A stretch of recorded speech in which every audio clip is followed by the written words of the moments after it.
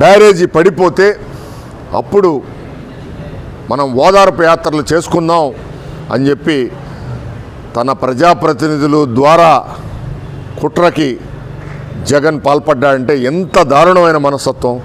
ఇట్లాంటి మనస్తత్వాన్ని మనం గతంలో పురాణాల్లో హిస్టరీల్లో చూసేవాళ్ళం, కథలుగా చదువుకునేవాళ్ళం.